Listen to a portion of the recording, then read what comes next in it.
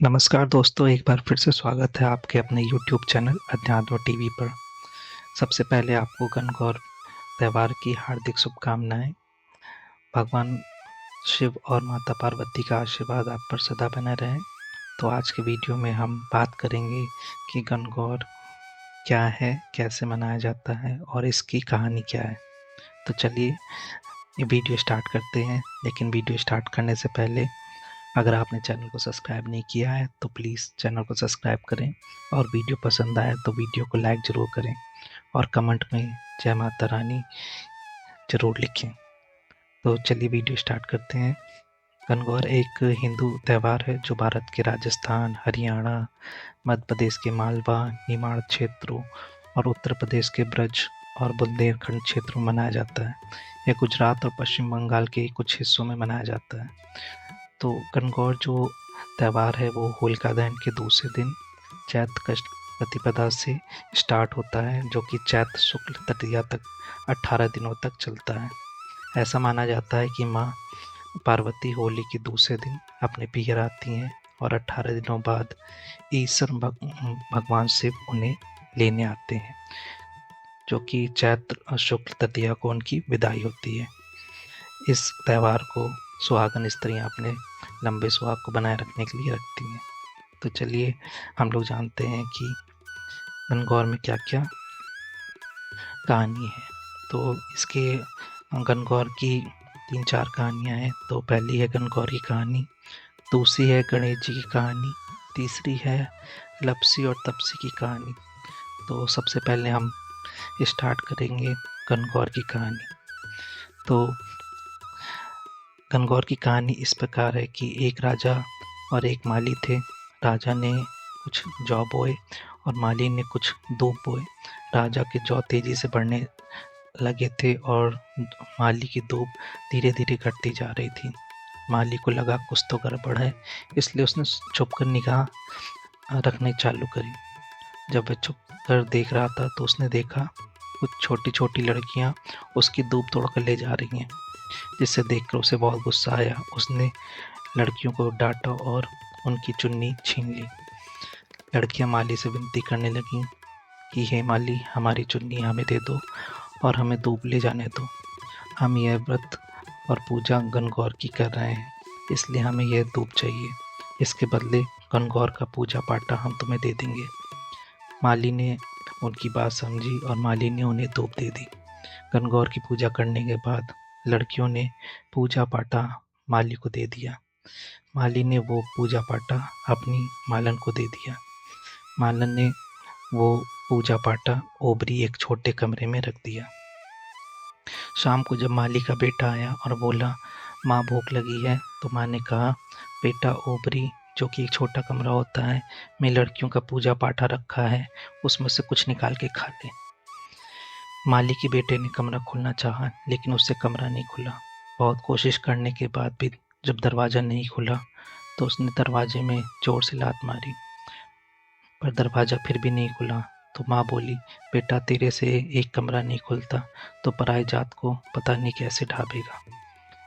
मालन ने टिक्की से रोली निकाली, आंखों से की गोर से काजल निकाला और नखों से मेहंदी निकाली। हथेली में सबको घोला और ओबरी, जो कि छोटा कमरा था, उसके ऊपर छींटा मारा तो ओबरी खुल गई। अंदर उसने देखा तो ईश्वर गणगौर बैठे थे। ईश्वर जी ने बहुत सुंदर वस्त्र पहने हुए थे और गौरा मांग सवार रही थी। वह ओबरी में धन से भंडार भरे पड़े थे। माली के बेटे मालन को और माली को उनके सुंदर दर्शन हुए। तो ये थी गणगौर की कहानी। एक गणगौर माता, जिस प्रकार माली के परिवार को आपने सुंदर दर्शन दिए, उसी प्रकार सबको दर्शन देना और ईश्वर जी जैसा भाग और गौरा जैसा सुंदर सुहाग सबको देना। ये थी गणगौर की कहानी। इसी क्रम में हम आगे बढ़ते हैं।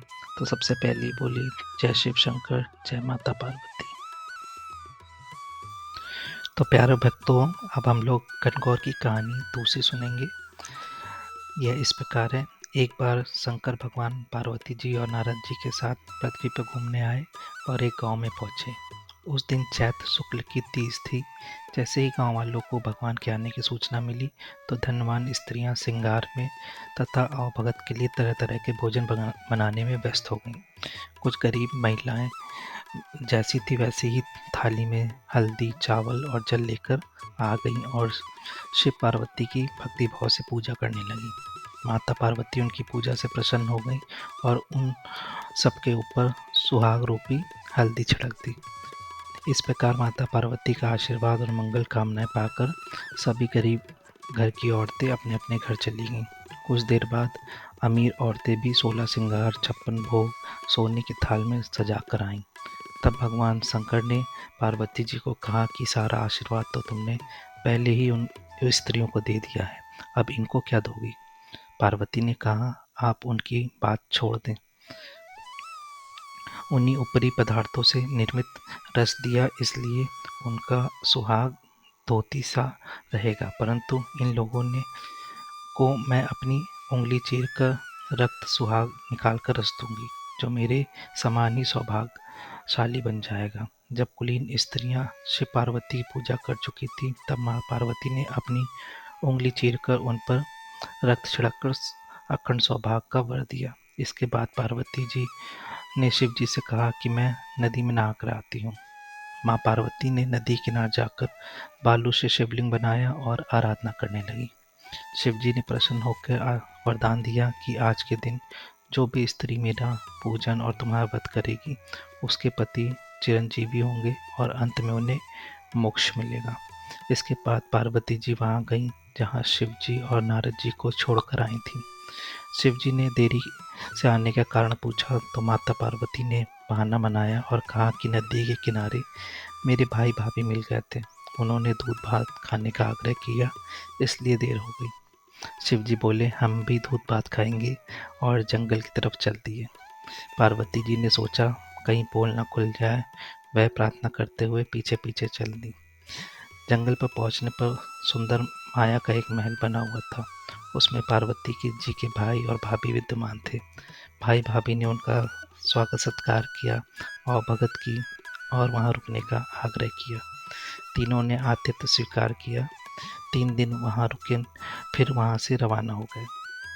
तीनों चलते चलते काफी दूर आ गए थे।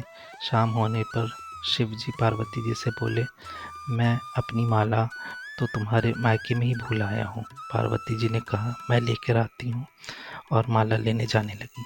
शिव जी बोले, इस वक्त तुम्हारा जाना सही नहीं होगा। उन्होंने नारद जी को माला लेने के लिए भेज दिया। नारद जी वहां पहुंचे तो देखा वहां कुछ नहीं था। महल का तो नामो निशान भी नहीं था। अंधेरे में जंगली जानवर घूम रहे थे। अंधकारपूर्ण वातावरण डरावना लग रहा था। यह देखकर नारद जी आश्चर्य में पड़ गए। तभी बिजली कड़की और माता उन्हें एक पेड़ पर टंगी दिखाई दी। माला उन्हें तभी बिजली कड़की और माला उन्हें एक पेड़ पर टंगी दिखाई दी। माला लेकर नारद जी तुरंत वहां से दौड़ते हुए शिव जी के पास पहुंचे और शिव जी को वहां का वर्णन सुनाया। सुनकर शिव जी हंसने लगे और उन्होंने नारद जी को बताया, पार्वती जी अपनी पार्थिव पूजा की बात गुप्त रखना चाहती थी, इसलिए उन्होंने झूठा बहाना बनाया था और फिर असत्य को सत्य करने के लिए उन्होंने अपने पति धर्म की शक्ति से माया महल रचा था। सच्चाई बताने के लिए मैंने तुम्हें वहां माला लेने भेजा था। यह जानकर नारद जी माता पार्वती की पतिव्रता शक्ति से बहुत प्रभावित हुए। उन्होंने माता पार्वती की बहुत प्रशंसा की और पूजा करने की बात छिपाने को भी सही ठहराया, क्योंकि पूजा पाठ गुप्त रूप से पर्दे में रहकर ही करना चाहिए। उन्होंने खुश होकर कहा, जो स्त्रियां इस दिन गुप्त रूप से पूजन करेंगी उनकी सभी मनोकामना पूरी होगी और उनका सुहाग अमर रहेगा। चूंकि पार्वती जी ने व्रत छुपा के किया था, अतः उसी परंपरा के अनुसार आज के दिन पूजा के अवसर पर पुरुष उपस्थित नहीं रहते हैं। तो ये थी गणगौर की दूसरी कहानी। बोलिए जय शिव शंकर, जय माता पार्वती, जय गणगौर। चलिए अब सुनते हैं गणेश जी की कहानी। गणेश जी की कहानी सभी प्रकार के व्रत में सुनी जाती है। कोई भी व्रत करने पर उस व्रत की कहानी के अलावा गणेश जी की भी कहानी कई और सुनी जाती है। इससे व्रत को का पूरा फल मिलता है। इसीलिए चलिए सुनते हैं गणेश जी की कहानी। एक बार गणेश जी एक लड़के का वेश धरकर नगर में घूम रहे थे। उन्होंने अपने साथ में एक चुटकी भर चावल और चुल्लू भर दूध लिया। नगर में घूमते हुए जो मिलता वह उनसे खीर बनाने का आग्रह कर रहे थे। बोलते, माई खीर बना दे। लोग सुनकर हंसते। बहुत समय तक घूमते रहे मगर कोई भी खीर बनाने को तैयार नहीं हुआ। किसी ने ये समझाया कि इतने से सामान में खीर नहीं बन सकती, पर गणेश जी को तो खीर बनवानी ही थी। अंत में एक गरीब बूढ़ी अम्मा ने उन्हें कहा, बेटा चल मेरे साथ, मैं तुझे खीर बना के खिलाऊंगी। गणेश जी उसके साथ चल दिए। बूढ़ी अम्मा ने उससे चावल और दूध लेकर एक बर्तन में उबाल कर चढ़ा दिए। दूध में ऐसा उफान आया कि बर्तन छोटा पड़ने लगा। बूढ़ी अम्मा को बहुत आश्चर्य हुआ, उन्हें कुछ समझ में नहीं आ रहा था। अम्मा ने घर का सबसे बड़ा बर्तन रखा, वो भी पूरा भर गया। खीर बढ़ती ही जा रही थी, उसकी खुशबू से चारों तरफ फैल रही थी। खीर की मीठी मीठी खुशबू के कारण अम्मा के बहू के मुंह में पानी आ गया। उसकी खीर खाने की तीव्र इच्छा होने लगी। उसने एक कटोरी में खीर निकाल ली और दरवाजे के पीछे बैठकर बोली, ले गणेश तू भी खा ले, मैं भी खाऊं। और खीर खा ली। बूढ़ी अम्मा ने बाहर बैठे गणेश जी को आवाज़ लगाई, बेटा तेरी खीर तैयार है, आकर खा ले। गणेश जी बोले, अम्मा तेरी बहू ने तो भोग लगा लिया, मेरा पेट तो भर गया, खीर तू गांव वालों को खिला दे। बूढ़ी अम्मा ने गांव वालों को निमंत्रण देने गई। सब हंस रहे थे।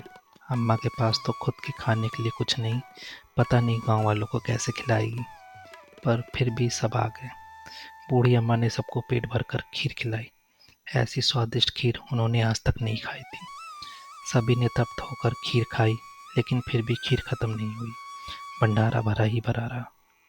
हे गणेश महाराज, जैसे खीर का भगोना भरा रहा, वैसे ही हमारे घर का भंडार भी सदैव भरे रहना। बोलो गणेश भगवान की जय। अगर आज का वीडियो अच्छा लगा हो तो प्लीज़ चैनल को लाइक, शेयर और सब्सक्राइब करें। धन्यवाद।